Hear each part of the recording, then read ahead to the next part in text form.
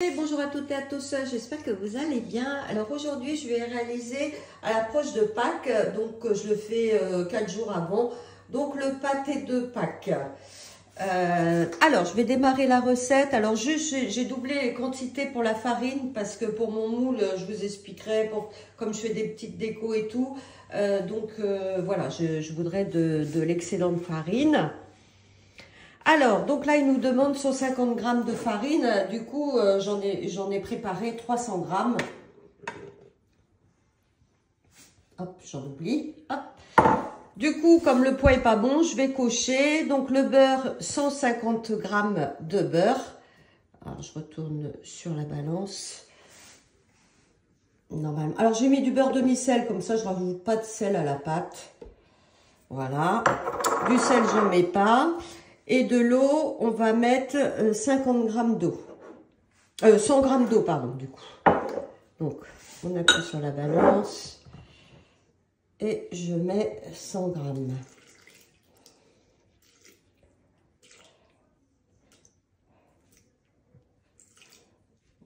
Ouais. Un peu plus, c'est pas grave. Hop. Donc, suivant. Donc là, je ferme tout ça. Et c'est parti pour 20 secondes, vitesse 4. Donc, j'envoie. C'est parti. Vous entendez le bruit qu'il fait, hein? Il est très silencieux. Voilà, ma pâte brisée est terminée. Donc là, je vais la réserver. Vous pouvez la faire la veille, hein, comme moi. Vous voyez, je m'avance sur la recette. Donc là, je vais la mettre dans un film. Et je vais la mettre au frigo. Par contre, quand je vais la retravailler, je la ressortirai un peu avant, hein, pour qu'elle soit pas trop dure. Alors, je vais vous montrer l'astuce pour pas que votre pâte soit dure. Donc là, je mets un film sur mon plan de travail. Hop. Là, je fends ma pâte. Donc voilà, je tourne mon bol, hein, c'est plus facile, hein, comme pour le crin. Et là, vous voyez l'astuce sur la spatule, vous avez pour tourner plus facilement, pour faire descendre votre pâte, en fait. Vous voyez, tout descend.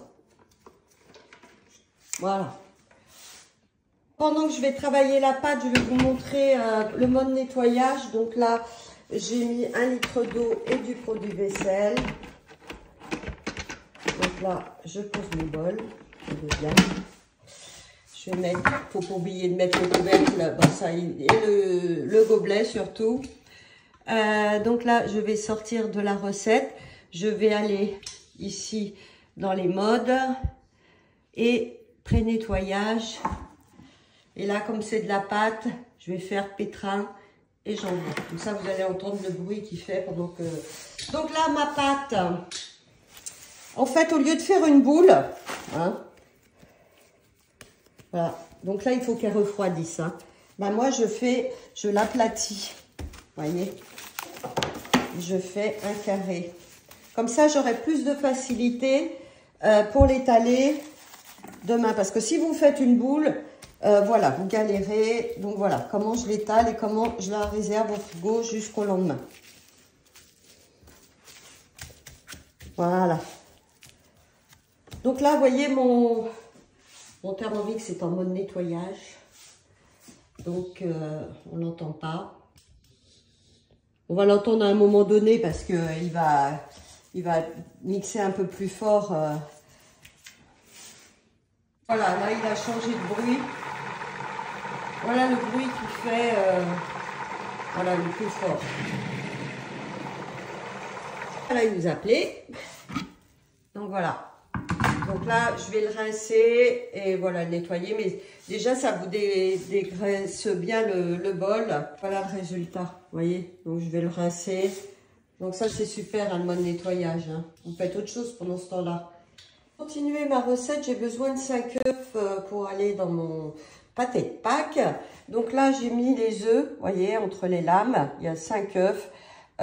Vous mettez 1 litre d'eau jusqu'au trait, hein, ça recouvre bien les œufs. Et là, du coup, je vais venir chercher donc le mode cuisson des œufs. Donc, je ferme, hein, bien sûr. Voilà. Et je les veux durs. Donc, hop, c'est parti.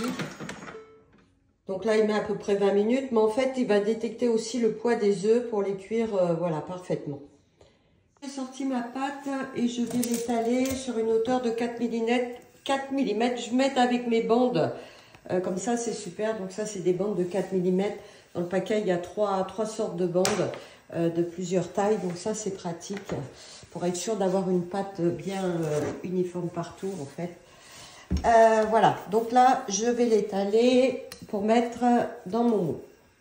Je l'ai étalé, donc je m'aidais avec mon mètre. Il me faut 24 par 47 parce que là, je vais utiliser donc un moule spécial donc pour faire les pâtés en croûte. Donc ça, c'est pratique parce que ça se défait après. Donc il y a une certaine hauteur. En fait, il faut que je prenne vraiment toutes les tailles de toutes les hauteurs. Donc là, donc voilà. Donc là, on va faire le découpage. Alors, on va commencer à le découper. Donc là, je vais venir le couper à la hauteur de mon moule. Donc là, comme ça. Et là, je vais le faire un peu plus large. Je ne sais pas si vous voyez. En fait, il ne faut pas le couper vraiment à hauteur. Il faut le faire un petit peu plus large. Vous voyez. Donc là, je vais venir le couper. Voilà. Donc, comme ça. En fait, pour que ça puisse se rabattre. Voilà. Donc là, hop, je viens là. Je vais faire pareil de l'autre côté. Voilà, il est prêt. Donc là, je vais le mettre dans le moule. Je vais venir abattre donc les côtés. Ça va être plus simple pour le poser. Et donc là, je vais venir le mettre dans mon moule. Je vais rabattre mes extrémités. Je vais le passer un peu au frigo pour que ma pâte refroidisse. Pour le mettre dans mon moule, ça va être plus facile. Voilà.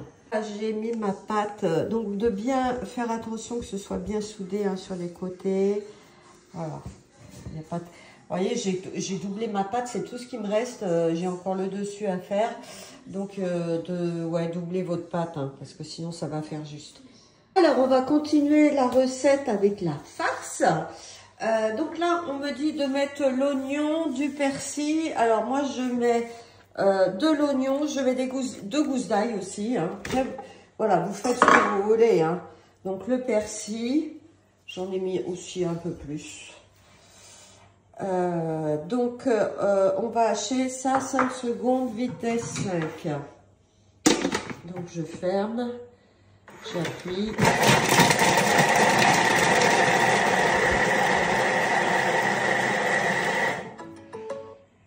Donc ça, je vais le transvaser dans un récipient et le réserver. Il va faire toute la viande. Alors déjà, dans la recette, il y a du jambon fumé, j'en mets pas. Il n'y a que de l'échine de porc. Mais moi, j'ai fait un mélange de plusieurs viandes. Voilà, j'ai mis du veau, de l'échine de porc que j'ai coupé en morceaux, tout en morceaux, et du lapin. Voilà, j'ai mis 3 viandes. Donc là, on va y aller par étapes pour le mixage. Alors, je vous conseille de congeler votre viande...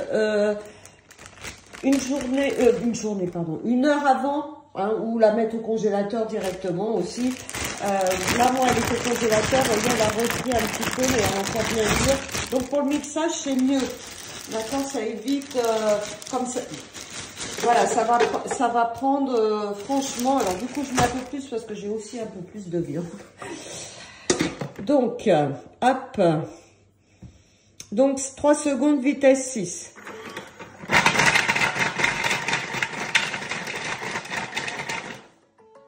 On va regarder le résultat, mais le fait, voilà, de mettre la viande congelée, je trouve qu'elle est bien mixée. Voilà, je vais obtenir un résultat comme ça, vous voyez, ça fait bien, là, c'est top. Donc, j'ai fait 2 fois 3 secondes vitesse 6 pour obtenir ce résultat vu que la viande est congelée. Donc là, on va rajouter, donc là, en fait, je vais faire ça pour toute ma viande. Donc là, je tarde. Donc là, je remets 250 que je garde, voilà, pour... Parce que moi, je vais être obligée de faire 3 fois comme dans la recette. Donc là, c'est reparti pour 3 secondes vitesse 6. 3 secondes vitesse 6, elle est comme ça. Mais pour moi, elle n'est pas assez mixée, donc comme elle est congelée. Donc là, en fait, je remets et je fais répéter. Ici, il y a marqué répéter. Donc, je le relance. Le résultat de mes viandes. Donc, en fait, j'ai répété 2 fois. Voilà, pour avoir ce résultat, il faut qu'elle soit comme ça. Donc là, il me dit de mettre 450 grammes d'échine, enfin de viande, hein, moi c'est mes 3 viandes, hein, dans le bol. Alors, 450. Oui, un peu plus, c'est pas grave. Alors, vous voyez, je peux travailler les doigts sales, les doigts mouillés. Voilà, ça fonctionne. Le mélange d'oignons et de persil. Hop. Et le jambon haché que je n'ai pas pris. Donc là, on va... Alors, pardon. Hop, je retourne. Donc là, en fait... ah oui, on continue, hein, étape actuelle. Donc là, on va mettre un œuf. 30 grammes de cognac. Ou pas, hein. Moi, j'en mets. Alors, peut-être mettre la balance. Hein. Voilà. J'en ai peut-être mis 10 grammes. 30, je vais remettre 20 grammes. Voilà. Comme j'avais mis un peu, que j'avais pas mis. Bon, ben voilà, ça sera bien cognac. Le poivre et le sel, ils disent 15 grammes, c'est trop. Hein, je vous dis tout de suite. Le sel, c'est 15 grammes par kilo. Donc là, moi, j'ai mis que 13 grammes. Donc dedans, j'ai rajouté le poivre, j'ai rajouté un peu de piment d'Espelette et j'ai mis un peu d'origan. Voilà. Donc après, voilà, laissez faire aussi votre créativité. Hop, suivant. Donc là, on va mélanger tout ça. 1 minute, vitesse 3. Bon, j'ai remis toute ma viande parce qu'en fait, la dernière étape, il restait la viande dans le bol. Il fallait rajouter le restant de viande qui restait. Donc, il n'y a plus rien dans mon pot. Tout est dans le Thermomix. Hein. Il mélange tout, les œufs, l'œuf, pardon, les herbes, etc. Le résultat donc de ma farce, alors j'en ai un peu plus hein, parce que j'avais à peu près 900, près de 900 grammes de viande. Donc vous, dans la recette, c'est 750 grammes d'échine de porc, mais comme je vous dis, vous pouvez mettre d'autres viandes, hein, c'est sympa. Donc là, je vais la réserver et on va faire le montage. On va commencer à monter donc le pâté. Donc là, il est là. Donc là, au fond, je vais mettre le pâté. Donc, j'ai coupé juste un tout petit peu l'extrémité des œufs. Voilà, pour que ça fasse plus joli.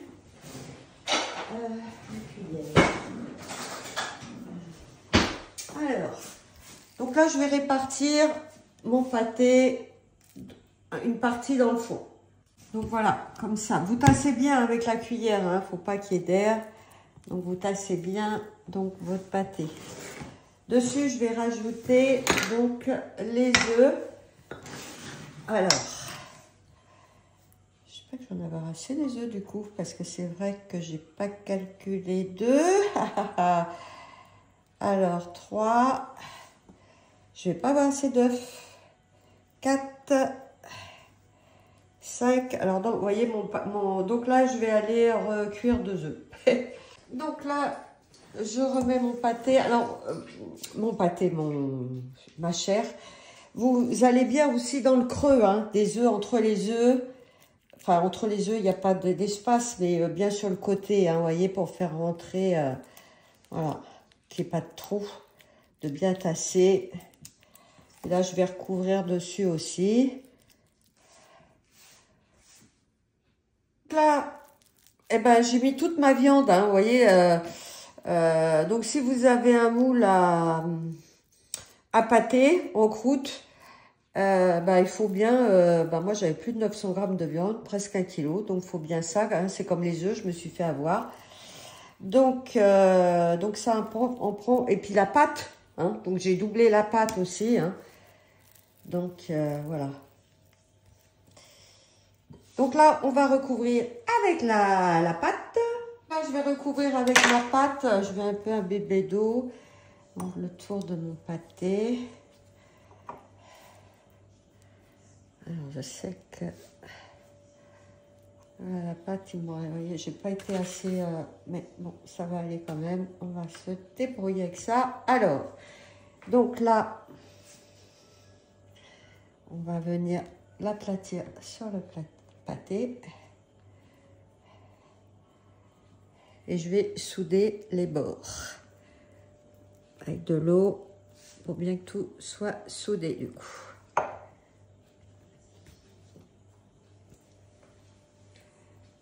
Là, j'ai collé les extrémités, vous voyez, je rabats vers le, comme ceci. Alors, dans la recette, là, ils ne couvrent pas le pâté. Bon, moi, je trouve que c'est plus sympa. Donc, c'est pour ça aussi qu'il y a moins de pâte. Donc là, on va faire des petites décos. En fait, là, je rentre bien la pâte dedans. Voilà.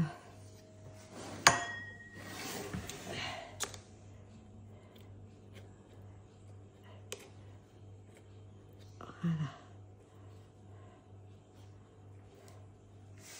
La pâte soit bien collée.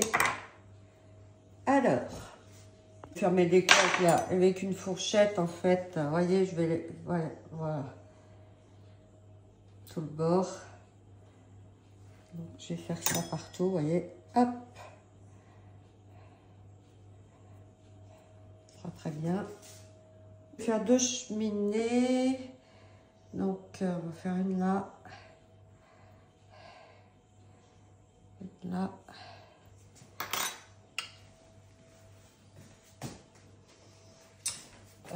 Je vais faire... ouais, 2. Donc là, j'ai mon couteau. Bon, pour retirer la pâte pour les cheminées. Hein. Faire un rond. Hop. Donc ça, c'est très important hein, de faire la cheminée, hein, si vous fermez le pâté. Hop. Bon, je vais en faire 2 là. Alors, autour de ces cheminées, je vais mettre des petites fleurs. Vous voyez, alors j'ai fait des petites décos. J'ai jeté mon eau. D'accord. Alors, je viens mettre de l'eau dessus et je vais mettre autour de mon trou. Vous voyez? Hop. Donc, je vais faire pareil pour l'autre. Voilà. Hop. Et pour avoir les cheminées, je laisse... Alors, j'ai ça, vous voyez, pour faire les douilles. Ben, en fait, je vais la mettre, la douille. Parce que vous pouvez mettre du papier cuisson, vous savez, mais moi, du coup, voilà, je m'aide et je mets la douille dedans. Donc, j'en ai 2. Voilà, comme ça me fait des belles cheminées en alu. Voilà, je trouve que ça tient mieux. Allez, je vais continuer mes petites décos. Bon, j'ai fait des petits oiseaux, comme c'est Pâques, des petits œufs. Voilà, je vous montre ça. Mes petites décos. Et là, je vais badigeonner de jaune d'œuf et j'ai mis de la crème dedans. Alors, moi j'ai fait un mélange, vous voyez. Là, du coup, là, je vais venir mettre un peu partout. Alors là, je vais l'enfourner. Donc, j'ai mis mon four à préchauffer à 160 degrés pendant 1 heure. Donc, je vais voir ce que ça donne. Donc là, il sort du four. Donc, je l'ai cuit 1h10 à 165 en fait. Puis après, j'ai monté un peu le four à 220 pour le faire un peu plus griller. Donc là, il a l'air bien. Voilà, surtout que j'avais mis ma sonde connectée, hein, le sensor dedans. Donc, normalement, il devrait être cuit. Je laisse refroidir parce qu'après, je vais faire couler un peu de gelée dedans. Voilà, ils ne le disent pas dans la recette, mais je trouve que c'est mieux, moi. Donc là, ma gelée est prête. Donc, je vais la faire couler dans mes petits...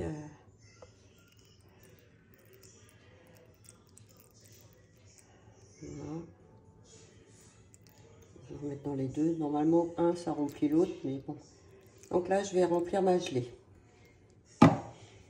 Donc, voilà le résultat donc, de mon gâteau de Pâques. Je vais vous le couper pour vous montrer. Voilà le résultat de mon gâteau de Pâques. Bah écoutez, j'espère que cette petite vidéo vous a plu et vous a donné aussi envie de le réaliser.